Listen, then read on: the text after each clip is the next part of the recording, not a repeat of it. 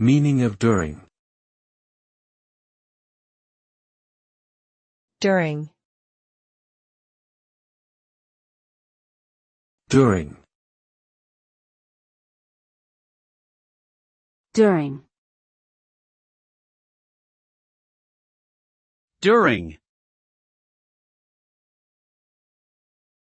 During is a preposition that indicates when something happens or occurs.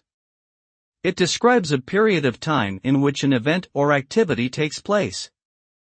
During can be used to refer to a specific point in time or a time frame such as a week, month, or year. As a result, during provides essential information about the timing and duration of an event, making it easier to understand and organize. It helps establish a temporal relationship between two things or events, providing context and helping to clarify the nature of the connection. Overall, during is a valuable tool for communicating time-related information efficiently and accurately.